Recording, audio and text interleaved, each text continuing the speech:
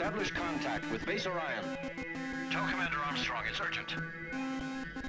Spaceship MK-31 has to speak with Commander Armstrong. It's urgent. Commander Armstrong's coming. What's happening, Commander?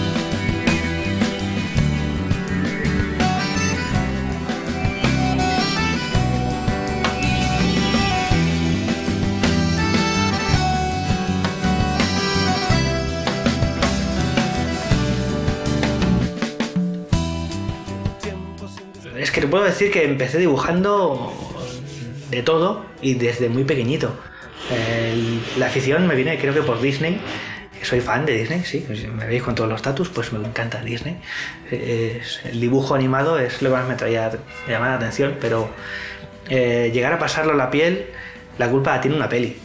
Vi Black Rain, ahí es donde vi la primera vez los tatuajes en la piel. Le pregunté a mi madre, ¿qué es eso? Me habló como un tabú, un tatuaje, con lo cual es aún más atractivo, y poder pasar lo que hacía en un papel a la piel me parecía magia. Eso era algo increíble. Esto me pasó de pequeñito, pero a medida que vas creciendo y ves que es viable, que es posible, que puedes cumplir con ese sueño, supe que me tenía que dedicar a ello.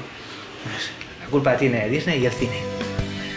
Hola, soy Ismael, propietario de Poker Tattoo, y este es el estudio en el que podrás encontrar cualquier tipo de tatuajes, desde la africana más auténtica hasta el tradicional de toda la vida. Bienvenidos.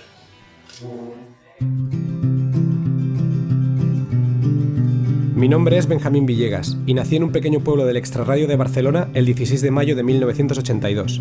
Este es el hombre que me prometieron que sería. Y este el hombre que soy. Y pertenezco a la generación perdida. Si poguéssim fer el paral·lelisme de que el projecte de Generació Perdida és un riu, doncs igual que qualsevol riu ve de mogollon d'afluents, no? I llavors són tot un seguit de coses que m'han anat passant en un moment concret de la meva vida i que totes anaven com a matar el mateix riu creatiu que era el d'aquest projecte, no? Pues per nosaltres l'abril del 2012 a l'abril del 2013 era com el nostre any de la Generació Perdida i era l'any on volíem reflexionar sobre això. I volíem fer això com un inici, un nus i un desenllaç. L'inici va ser el projecte de Berkami i el vídeo. El nus és el disc que està ja fet i que està allà, i estem treballant en el desenllaç, que creiem que serà... Esperem que estigui a l'alçada del nus i de l'inici, clar.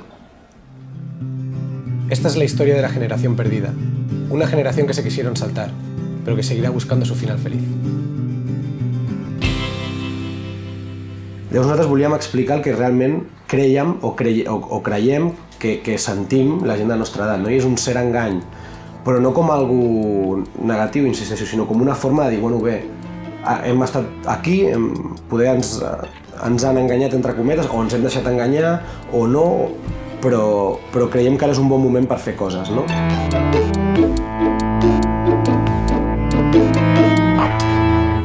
El projecte Ensueños és un llibre juvenil, infantil, que em van encarregar l'editorial Random House Mondadori. Em van encarregar això, fer un projecte juntament amb un escriptor que es diu David Aceituno, un projecte d'un llibre juvenil, on cada pàgina explicant els somnis de personatges ficticis famosos, tipus la Mary Poppins, la Dorothy del Mago de Oz i tal.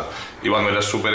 per mi va ser molt gratificant a nivell estètic, perquè venia de fer altres coses molt diferents i vaig canviar el registre, el llenguatge, vaig provar un estil més infantil i m'ho vaig passar superbé fer-lo i estic molt content de com va quedar, la veritat.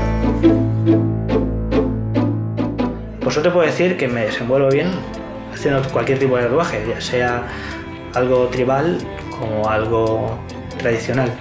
Pero lo que más me gusta es el japonés, tradicional japonés de toda la vida, y el blanco y negro, dark. Y esto es con lo que mejor me defiendo y lo que más me gusta. Supongo que, aunque yo no lo vea bien, sí que es cierto que la gente me dice, este trabajo es tuyo. Pero yo no lo veo. Esto es curioso. Supongo que ese es el estilo, ¿no? Que lo tienes y no te das cuenta. Jo el que em vaig adonar ràpidament és que m'agradava més aprendre cobrant que aprendre pagant. Que això la gent dirà, que listo eres. Llavors d'aquí que sempre m'hagi agradat forçar-me a aprendre per mi mateix, diguéssim. ja sigui entrant a una feina on m'obliga a formar-me pràcticament a temps real, no? En streaming, i estar aprenent mentre estic treballant, o ficar-me en un projecte d'una disciplina que no domino i que m'obligarà a aprendre a dominar-la i a formar-me per això, no? Soc el Benjamín Villegas, cantant i compositor d'Anisset, i acabem de publicar el nostre primer disc, que es diu Ensayo sobre la generación perdida. Em considero un activista gràfic i autodidacta de formació, i el que més m'agrada és la gent jove que fa projectes audiovisuals i s'aguanten ells mateixos els marcs, i em posa molt nerviós moltes de les pel·lícules del Woody Allen.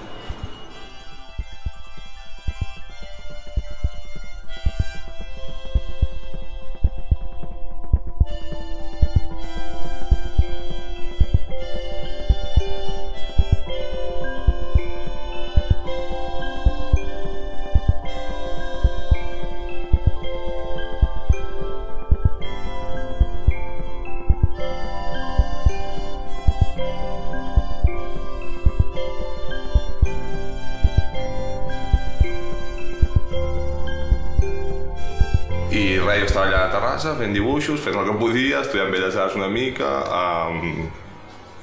i em vaig obrir un blog. En aquella època la gent s'obria blogs i vaig anar pujant els dibuixos que jo feia. Un noi que treballava a Zara els va veure i em van trucar perquè comencés a treballar per ells. Llavors va ser el punt d'inflexió en què jo em vaig començar a considerar... O sigui, vaig deixar de dibuixar com un hobby guanyant una mica de diners a començar a dibuixar com un professional, per dir-ho d'alguna manera. Hola, soc en Conrad Roset, soc il·lustrador de Barcelona i m'agrada molt un grup nou que he descobert que es diu Berlinist i ho diu El Blat de Moro.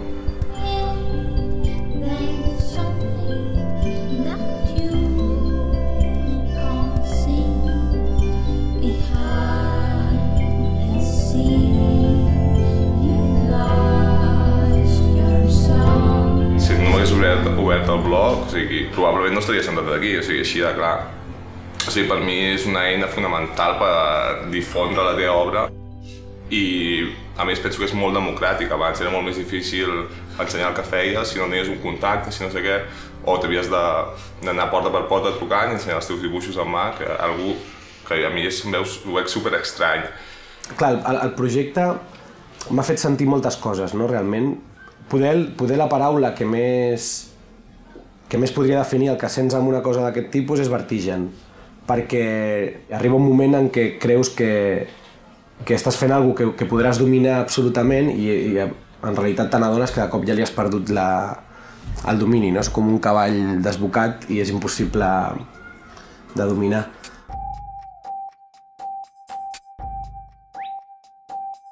Les muses són com la part això més personal, en què no tinc un client darrere, en què faig una mica el que a mi em ve de gust i utilitzo més aquest projecte per exposar galeries. O sigui, intento separar una mica del món professional. Vull dir que és guai que la gent sàpiga almenys que sé fer dues coses. En realitat, com més versàtil siguis, millor, des del meu punt de vista. Però bueno, les muses per mi és això, és la part personal per fer expos, per passar-m'ho bé. I ja està. Em van venir aquesta gent, els d'Ubico Studio, i em van comentar si podien utilitzar la meva feina per fer una aplicació sobre mi.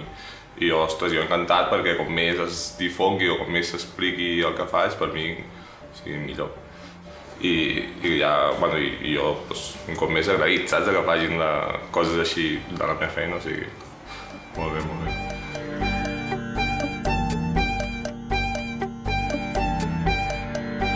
No em considero un dissenyador gràfic del tot, és a dir, encara que faci disseny gràfic, no em puc considerar un il·lustrador del tot, encara que faci il·lustració, i segurament no em puc considerar un músic ni moltes coses, no? Però sí que és veritat que em considero un activista d'alguna forma i tinc les meves accions, no? o la meva forma d'actuar. Llavors jo creia que el concepte d'activisme o activista gràfic podria ser una bona manera de definir-me. Intentamos de que cada trabajo sea tan especial para nosotros como para el mismo cliente, ya sea hacer un trabajo, una manga japonesa entera, que es un regalazo para nosotros, como un simple nombre en el pecho. Para el cliente tiene la misma importancia, así que tienes que ponerle la misma dedicación. Y esa es tu mayor publicidad. No puedes dejar que un trabajo sea vulgar solo porque parezca de poca importancia.